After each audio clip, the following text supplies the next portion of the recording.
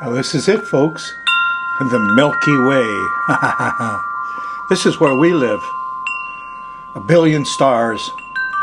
Almost all of them will have planets. Could be 1 billion Earths here, quite easily. 1 billion places to go once you get out of that body.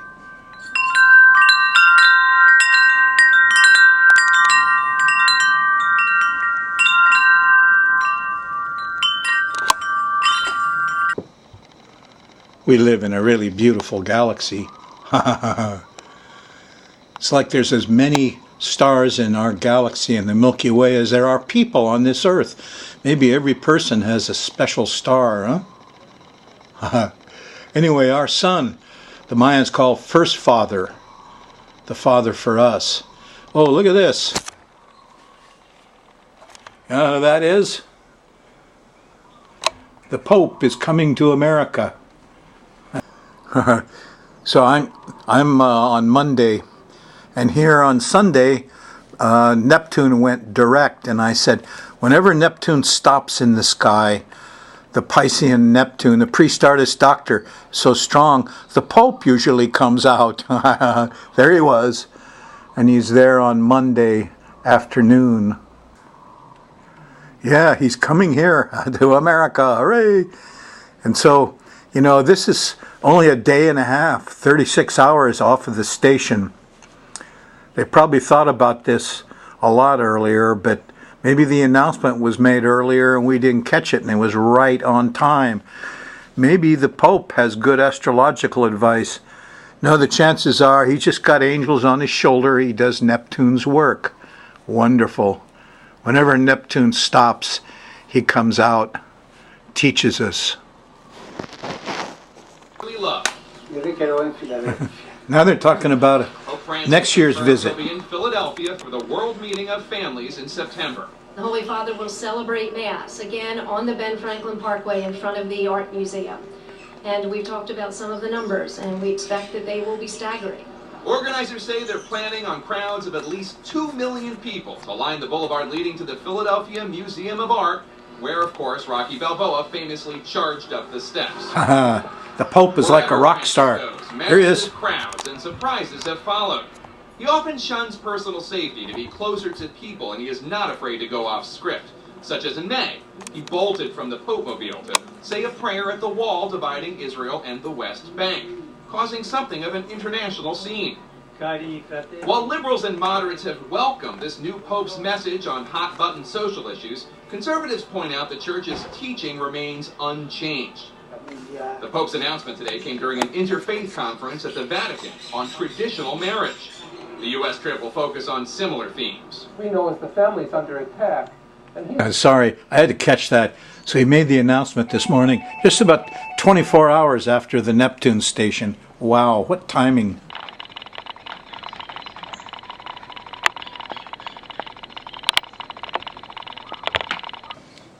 Oh, my error. I just read there's 100 billion stars in our Milky Way galaxy. 100 billion. And we've only got, what, 4 billion when I was young. I think now there's 8 or 9 billion people on Earth. So I wonder if the Earth could hold 100 billion people.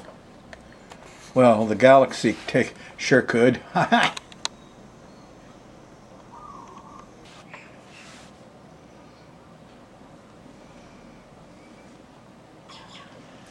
Back down to Earth. This is program 940. We're going to cover first week in December for you in the Sky Mirror and kind of go over it day by day and see what the heck's going on. It's interesting. Today, where I'm back here on the 17th of November. The sun was conjunct Saturn today, and the Illinois governor, whose name is Nixon, a hated name in my Woodstock generation. Governor Nixon got the National Guard out because they're going to announce the grand jury, the judge. They're going to judge, and he's worried. Well, what's going on for you? Here's the chart. Sun's in Sagittarius, much more cheerful, going from 13 to 23.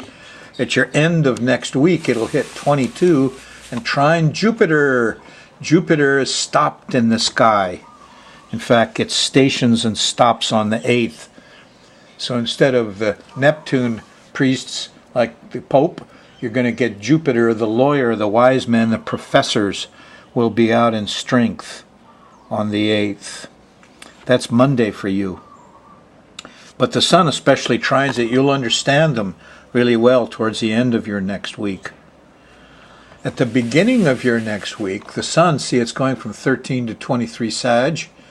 Well, a 13 Sag trines old Uranus, the one I'm waiting for. Now, Uranus stops in the sky on the 21st of December. And, you could get all kinds of interesting things happen when the Uranus characters come out and speak up. Because we've got a new moon at 14 Gemini. A full moon. That happens to you Friday night. Yeah, tomorrow night if you're on the Thursday show, the 5th. There's a full moon. It sextiles Uranus. It really brings on the Uranus power. Oh boy, common sense, new thinking. There's a window for a whole month. What do you expect? Well, new electronics for one thing, new scientific stuff. And there's a feeling of brotherhood. People come together on the internet. Maybe the whole town of Ferguson is out camping in the snow. I don't know. But, they're going to get something done. A Uranus station is like the formation of a union that protects everybody who's part of it. And common sense, it's the mind. It's the enlightenment of science and the mind. Common sense triumphs for the next month. Very nice. You know what a month is? Named after the moon. It's really a moonth. Now, when Jupiter stops in the sky, it oftentimes brings rain and lightning and thunder. He's the god of thunder, all that stuff. On December 8th, it happens to be a Monday. You know that Monday is moon day, like your moonth.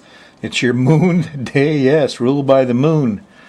And that's when the moon, we had a quarter moon on the 29th of November that brought Neptune out real strong, opposing our islands. Could be problems with water. So this could really bring it on. Expect some lightning and thunder, especially around Moon Day. Okay, what else is of interest here besides these two giants stopping? First, Jupiter. Ha ha ha, optimism reigns. Ho ho, Jupiter's a pretty happy guy. The wise man, the lawyer, professor, on December 8th. On December 21st, Uranus stations and brotherhood clicks in and common sense. Quite an interesting month, huh?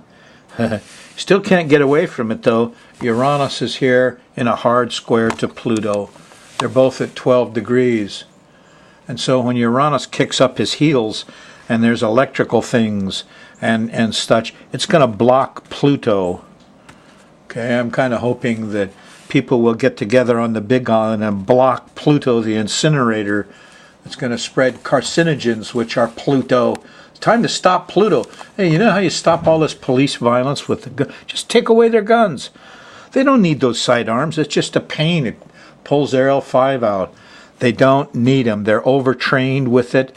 They're trained to reach for it. They're scared. They go immediately to lethal force. I mean, they stopped chasing cars at high speed because it was use of lethal force. They don't want the guns on their hips. Somebody should try that out. At least one state. Can't we have a law that says you can legalize gay marriage and pot? Can't we, let the cops, poor policemen, go around without guns on their hips? Anyway, that's Uranus squaring Pluto, see? It's a simple solution. Of course, if you do that, you have to make sidearms, concealable weapons, illegal for everybody in the place, including the police and the FBI and everybody. When I was a kid, we first learned about FBI. Everybody was upset. And I remember the word was, oh, they don't carry guns. They're lawyers. You got to have a law degree to be in the FBI. They don't carry guns, no. No, everybody's carrying a gun. Enough. Pistols, not long guns, pistols. Okay, if you're on the Thursday show, the moon's in Taurus. There's a nasty old opposition to Saturn there late at night. You know, midnight could be very cold on Thursday the 4th. This could be a peak of the coldness for a lot of different reasons. But you're certainly going to feel it wherever you are. However, the good news is there's a trine to Mars right after that. Friday morning, you know, you can get a little exercise, get out and move a little bit, and in an hour or so you won't notice the cold at all. You know, Friday morning there is a square to Neptune. Too much music, too many bad smells, too many popes moralizing away. This is a month for Uranus, okay? And here he is, Friday night late, about 10 o'clock. There's a moon sextiles Uranus. Yeah, it opposes the sun. Here's your full moon. Here's your full moon. On Friday morning, you're going to be tired of Neptune in the age of Pisces, priest, artist, doctors. You know, remember the Spanish Inquisition? Eek! No, what we want is more brotherhood, like trade unions and associations of people of all kinds of diverse natures, like democracies, real democracies. Anyway, we got a long way to go to make ours real. Empower kids and everybody else who wants to come and vote. And let it do it electronically. Make it easy. Now here's a wonderful Friday night and a wonderful full moon in my book. And we're going to have a month of Aquarian ideas and flashes of insight after this. Going to be neat. Saturday, you're feeling pretty good. On Saturday, here's the sextile to Jupiter. Jupiter's kind of in harmony with it all. And you know, he's stopping on the 8th. And so, woo, the lawyers, professors, and wise men are going to give you a shot here in the middle of the day, Saturday. Yeah, you'll have insights yourself, and you'll laugh more. And now I see it clear. That's what Jupiter loves. Jove, shock, the rain god. Oh, now I understand, says the jury. The lawyer loves that. Now we see it clear, say the students. The professor loves that. That's why I call Jupiter the professor, the lawyer, the wise man. And those lightning bolts of truth come quickly, and you say, oh, now I see it clear. So there you are, Saturday night, lovely. Don't expect sex and sweets Saturday night late. Nope. It's an opposition to Venus. She went to sleep early. Sunday, you wake up, moon's in Cancer. It's a whole different feeling. In the afternoon, there's a trine to Neptune. Good time for church, color, art, music. Good time for the old Pisces stuff. But, you know, what could I say? Moon's still in Cancer on Monday, December 8th. Starts with this nasty Pluto-Uranus square. Panicky in the morning. The moon opposes Pluto. Where's all those police? Where's all those guns? A square to Uranus. Why do I feel so alone? Why can't we do anything about this? Monday, December 8th. Whoa. This is a long-term thing. We've been watching this for quite a while, haven't we? Yeah, and this could kick a little bit here in Hawaii and generate some storm over near Kauai. But Tuesday, the moon's still in Cancer until dinner time or so. And around that time, after lunch, before dinner, there's a nice trine to Saturn. Things settle down. I'm organized. I got enough, rice in my cupboard. I'm doing okay. Minimal, but okay. Late that night, here we're talking 10, 11, 12 o'clock. Here's an opposition to Mars. People are ticked off at the Martians. Here's don't take it out on the football players. They're the dupes of the NFL. They need a strong union to protect those workers. Anyway, Mars is going to tick you off. You could lose your temper late Tuesday night. Ask yourself what you're protecting. The moon's in Leo. It's fixed. If you get ticked off, you're going to stay ticked off for a while. Still feels that way Wednesday morning. But by the afternoon and evening, here's a trine to Uranus. Brotherhood kicks in. Oh boy, no reason to be angry at all these guys. They're just trying to do the best they can. Look at all those young soldiers, those guys are the dupes of this system. Anyway, the system needs to change, and all it takes is an awareness on your part. 100 monkeys understand it, everybody understands it. Remember the old 100 monkeys? That's the universal mind. In Japan, they dump potatoes on these monkeys on these different islands and try to save them, and they couldn't figure it out. They didn't like to eat them. Finally, one lady monkey took it down to the ocean to wash the sand off and had salt water on it and ate a little bit. She loved it, and she taught the other monkeys. And when 100 monkeys all learned to wash potatoes in the seawater, all the monkeys all over all the islands spontaneously did it. That's the 100 monkeys thing. Anyway, it's going on a lot for you here on Wednesday, December 10th. And it leads you right into Jupiter on December 11th. So this is pretty hot stuff. First you have brotherhood and common sense, and then wisdom and knowing from the lawyer professors, and some jovialness. Good time. I'd celebrate here, you know. Good day. Moon's in Leo. Have some fun. Right? Stays all the way through Thursday night. Friday, December 12th, there's the square to Saturn. It got cold. It got old. I got late. I don't have enough money. Relax. In the middle of the day, here's Venus, a trine to Venus. And it's Venus. Friday is Venus's day, you know. It's called Freya. That's Venus. Or Vendredi. That's Venus. And so you're here on Venus's day. Friday, Freya's day. In French, it's Vendredi. Venus, Vendre. And you start the day off nicely. You know, take somebody you love to brunch. Now, don't drink because it gets confusing in the afternoon. Here's the opposition to Neptune. Uh-oh. You know, just enjoy the sweets and the goodies here in the middle of Friday. Moon in Virgo. Saturday, when you wake up, moon's still in Virgo, has a nice trine to Pluto.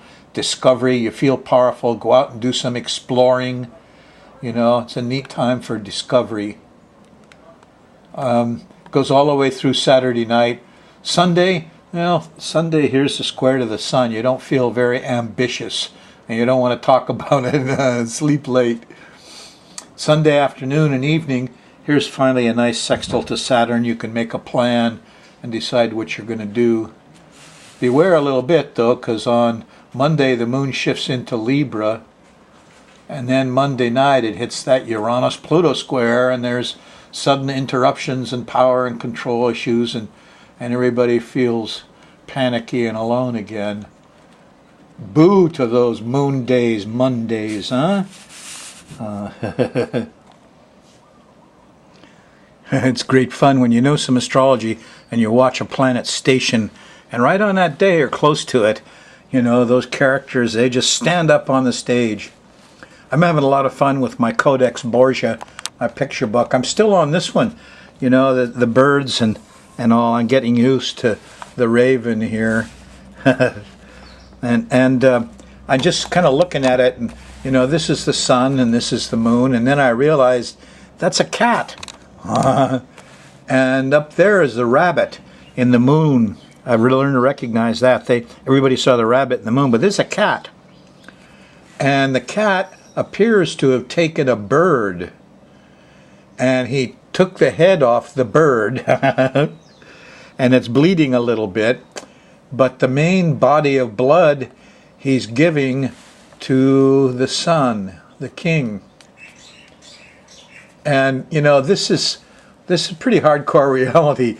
I've got two cats, and one of them, you know, I have a terror. He brings birds in, and I run around and try to capture it, and that cat's bringing me birds all the time.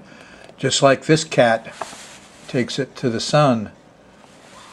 So that's what those marks are. That's the blood.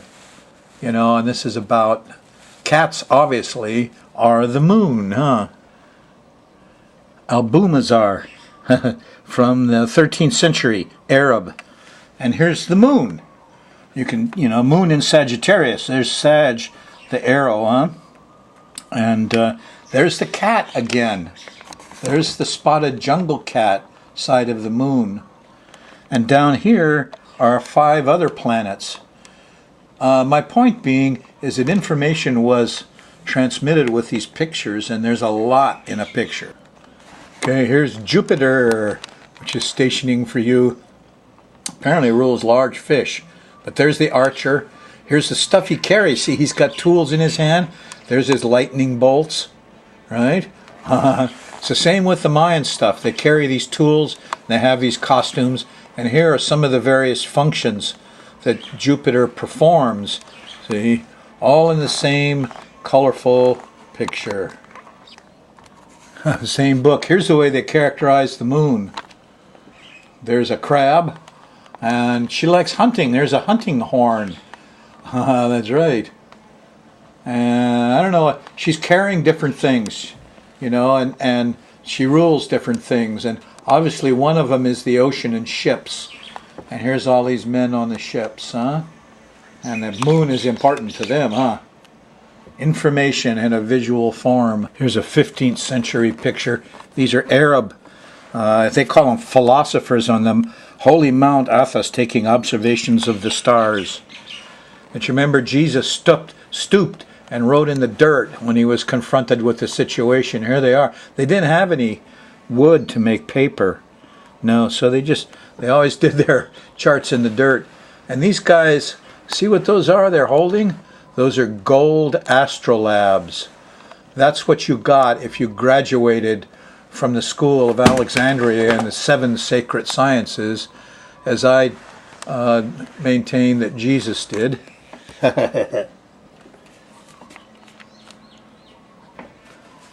I see Neptune just stopped a day or two ago. This one has a title, Mars yields to Venus. Who's Venus? Well, there's Venus. You can identify her kind of clearly, huh? Here's a young, pretty diva type. She's got things in her hands. There's Mars, the red warrior, yielding to her. And all around her are the neat stuff that's Venus-like. There's rabbits all over and mellow things and beautiful things, even down to, oh boy, look at that, naked girls. Very Venus. So, the pictures tell the story better than words lots of times. That's why this is another area of astrology. It's great fun to dig into, huh? Because you get to pore over all these old pictures, and it just kind of comes to you what these things are. But you got to know the characters. You got to know what Venus is like, and Mars is like, and Jupiter's like, and then the Mayan stuff makes sense too. The cats, huh? Okay, here comes a commercial. If I was a Neptune priest, artist, doctor, the priest would be saying, send me a donation. So hey, I'll be a little Neptune. I could use a donation, folks. I have to get my body over to the mainland for my solar return in the middle of January. If I stay here in Hawaii, the solar return stinks. I'm going to have a poor month for my health, and you will get less good service. If I go in the middle of January to where I've set up, your astrology will sparkle for the year. You're an astrologer, huh? So for me, I'm in emergency. Money, send me money. Well, my problem is, I grew up in a working man house, and I earn everything that I have by the sweat of my brow. So it's very hard for me to accept something for nothing. But in this case, if you had a lot of money and you were appreciating the show for the last 1,000 weeks, send me $1,000 and you'll get me to the mainland, and that would be probably tax deductible because I'm certainly non-profit. I don't have a number. Anyway, I'd much happier if you'd all send me some chart work. Never had your chart done? Well, I don't do chart work like others. I don't do personality analysis and try to, touchy-feely stuff and make you all happy. No, I'm nuts and bolts. 8 planets in Earth, Taurus rising. So when I do a chart, I'm out to tell you what's coming up for the next 2 years. So I'm going to tell you if you're going to lose your job next September. I'm going to tell you if you're going to make money. I'm going to tell you all the basic, practical, earthy things that happen. And I don't do counseling, and I don't have any attitude. I just think of you as me, and I look at your chart and tell you what you really need to know to guide yourself through the next couple of years. So the opportunity is there. Call me at 322-3584. You don't even have to call me. If you go to skymirrorastrology.com/TV, the instructions and the address are there. You need your exact birth time. All these other so-called readers need to talk to you or have you there because they're using telepathy, and they're going to grease you up and tell you what you want to hear because they're picking it out of your mammal brain. I'm not. I don't need anything. I don't want to know. I don't want to talk to you. What I need is an accurate time so I can do accurate astrology. If you don't have your birth time from your birth certificate, look out. Don't send me nothing. I can't do it. And don't take what your mother says. Your mother could be off a lot. You gotta get it from your birth certificate. And then you have access. Send me some work. I need it right now. Okay, here's a quickie astrocartography hit on what's happening in Hawaii coming up. This is the full moon December 6th. See, the nasty lines here run right through. Kind of looks like Kauai is going to take some wind damage again. Now this is after December 6th, or the day before. And could be, passing hurricane goes by. Yeah, because there's some preparation in the home you seem to be doing. This looks like first part of December. Now the second chart is a 3/4 moon, January 12th. And it shows some heavy-duty lines running through the Hawaii nei. And in this case, the lines, are going more through the Big Island. And Pluto's at the bottom. It's hard to tell a difference between a storm that blows down some lines and some shakings and a little volcanic action. But the one thing you know is it's going to happen after January 12th. Yep, that covers it. 2 storms go by our islands. The first one, around 12/6, or in the ensuing 2 weeks, goes past Kauai. The second storm, possibly, could be earthquake and volcano. The second one is in the second week of January, next 2 weeks after that. And that one affects Kona more. That's where I am. I'll be January 12th through the 18th or so. I will be on the mainland. I won't be here for that one. Well, the Woodstock Nation's still out in the cold. And the president, when he got elected, said the federal government's going to stop beating up hippies. Nah, it never happened. They're still doing it. Anyway, it'll stop sometime, hopefully before we all make. Come back next week. I got a lot more to say. Aloha.